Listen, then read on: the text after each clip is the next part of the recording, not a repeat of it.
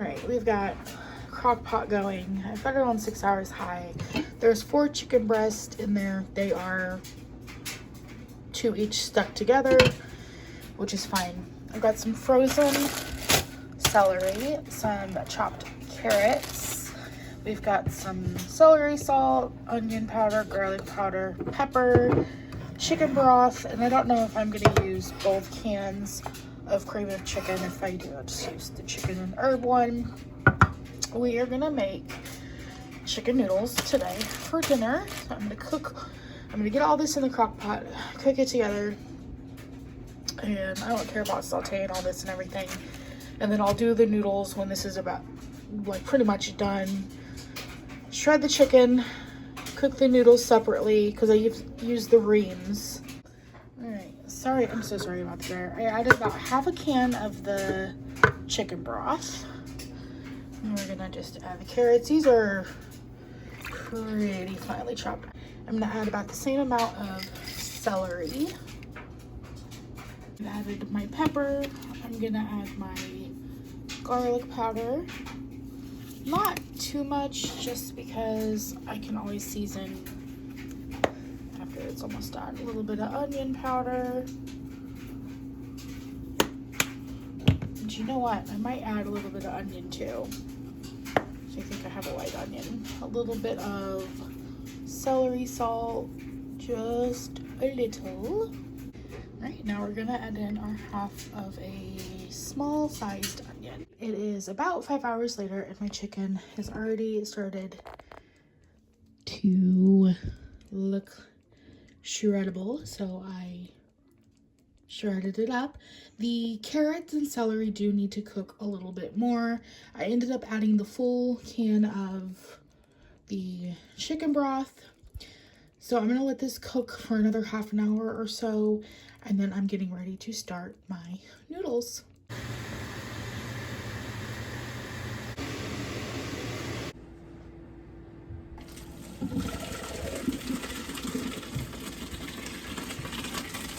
I'm gonna return the noodles to the pot, to a different burner because I can't get over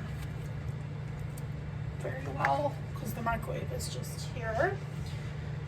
So to the noodles, I'm gonna add 1 can of this chicken herb cream of chicken and 1 can of this. I have another can of just regular cream of chicken on backup as well. I'm gonna stir in the chicken broth. I got this burner on low. I probably don't even need it on, but I needed to heat the burner so it wouldn't shock the stove top. All right, we're gonna add our chicken. I probably could just pour all of it in, but I don't know how much liquid I'm gonna use, and I don't want to make it too thick. My sister did say you could always add a little bit of flour to it, but I'm pretty sure that's what my dad used to do. Alright, we're gonna stir this because it is already a lot of chicken. I may need that other can of, yeah. That's a lot of chicken versus a lot of noodles. Okay. So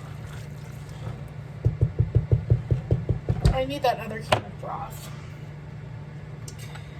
Definitely cream of chicken soup. Another can of cream of chicken soup. This is just a regular non-herbal bit of cream of chicken. Get back to stirring. I'm trying to be gentle because I don't want to break my noodles. I don't want to get everything coated. Oh, guys. I'm going to try a bite here. And I don't think it really needs any liquid.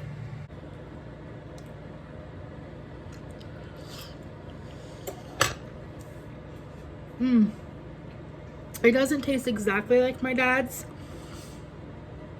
because I used poultry seasoning instead of bouillon, but it's really good. All right, and I have some Kerrygold here. A little trick that my dad always did is he added about a tablespoon of butter. I'm gonna add 2 tablespoons because you cannot go wrong with butter. Sorry, that's out of the shot. Coming over here, we're gonna do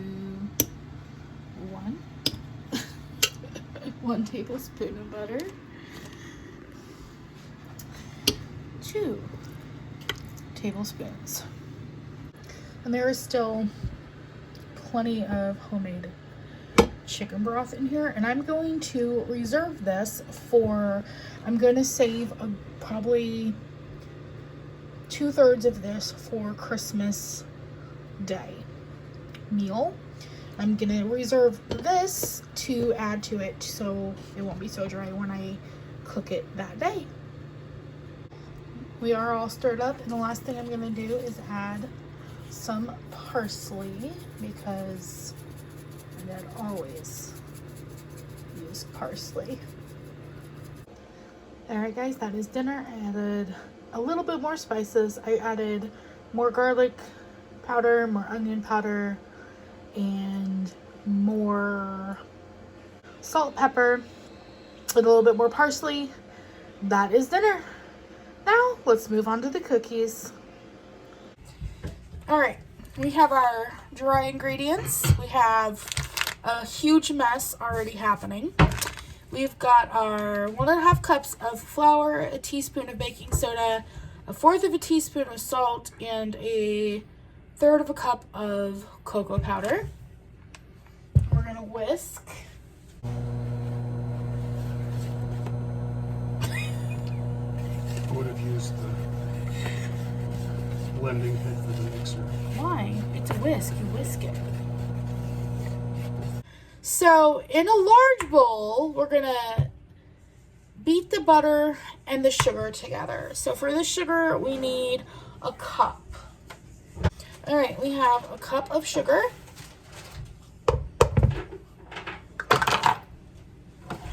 And then we need 1 egg.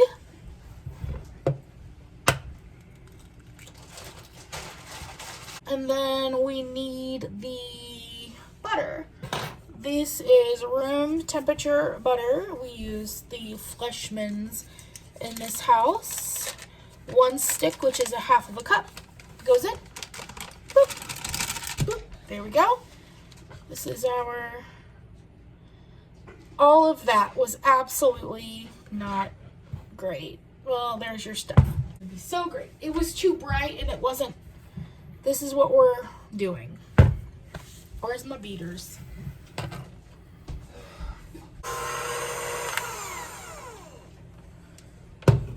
All right. So then we're gonna add, our vanilla. We have to add our vanilla in the mixing bowl. Beat, but well, I was supposed to just do the butter and sugar. I added the egg. It's fine. No. Seth is here laughing. You need 1.5 teaspoons of vanilla. This is 1.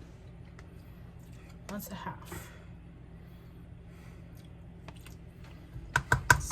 A little bit more than 1/2, but that's okay. Oh, that smells really good. Now we're gonna whisk again.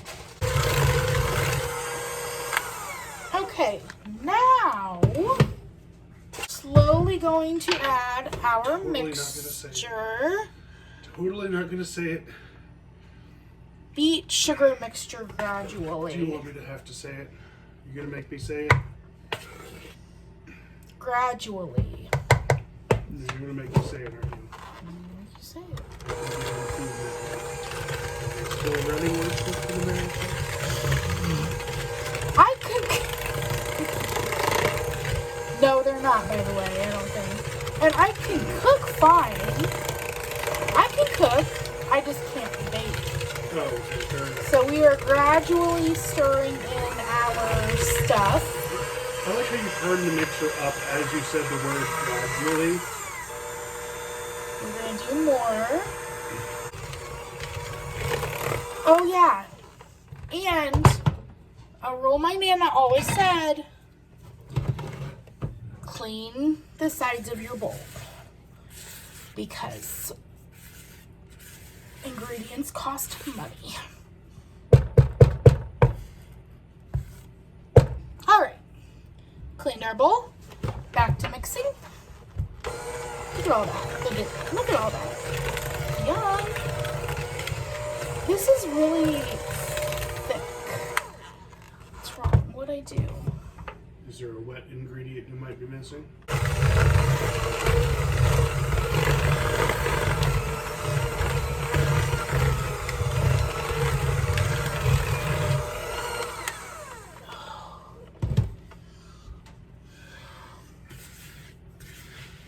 Okay, so that looks very doughy. All right, so now that we have our dough, these guys are going in. Oh my God, did it just cut my instructions? No.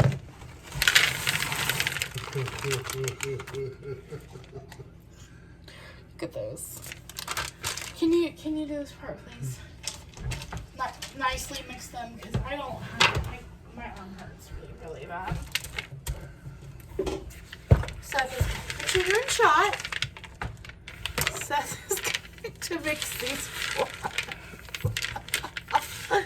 He's been working hard outside building our Plinko thing for Scout's Christmas party. Oh my gosh, that looks so good. This is like Bake Off when Paul says your dough's really dark. How are you going to tell when it's done? The answer, of course, is you look at the directions. When they look done, of course. All right, so we have our bowl of powdered sugar that you're supposed to roll the dough in. Yeah, these are definitely firm. So what we're going to do is we're going to do a couple of cookies so that I'm going to freeze the dough. Obviously, I'm not going to dip all of the cookies in the powdered sugar. I'll do that before we bake them. So you just got to roll it a little. Powdered sugar goes like that. What do you think?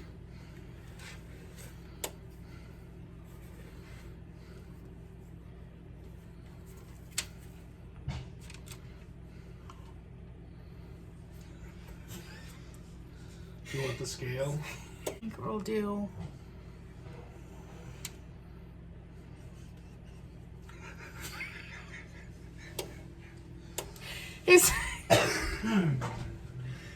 We're gonna do 2 cookies. I wonder if you have to press them down. Place on the cookie sheet. Edges are firm. Centers are set. Toss balls in. Coat. I'm gonna press them down just a little bit. Yeah, just a little. Okay, so we're gonna do 2 cookies and we're gonna see how they cook 12 to 15 minutes. So let's get these in the oven. All right, so when they tell you to do a size, you're supposed to do a size. Don't mind my dirty oven. This is real life baking. These are actually gigantic. But they look pretty freaking tasty. I baked them for 12.5 minutes. Should I do more? Seth, come here. Should I do more time? Come here. I need your expertise. He's the family cookie maker. What do you think? Should I do more time? No, let them sit. All right. We're going to let them sit. What if they need to go in more? They don't. How do you know? You asked my expert opinion and then ignored the results and questioned my opinion. Yep. All right, we have our 24 cookies. We're going to flash freeze really quickly for a little while, and then we'll get these in the freezer to bake the couple days before Christmas. And then me and Bubs, or Bookie here, are gonna taste test these. All right, here is what the cookie looks like. I am gonna taste test this for you. Let's open it up and see. Ooh, that looks so good. Seth doesn't like marshmallow. Here, moment of truth, here we go.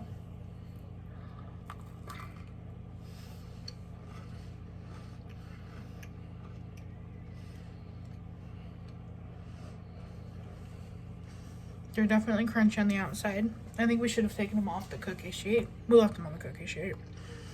You're supposed to leave them for a couple minutes before you try to pull them. I left them for like 10 minutes.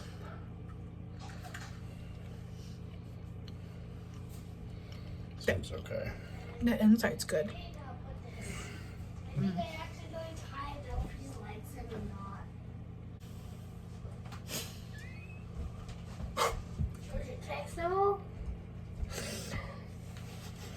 Is it Texel? You want to try a cookie?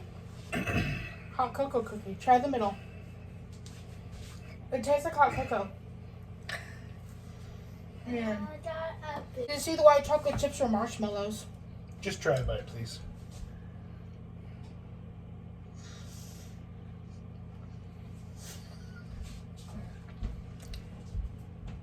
All right, he tried some. Let me just give me a small piece.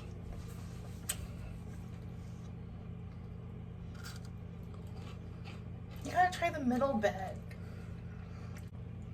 Tastes like chocolate.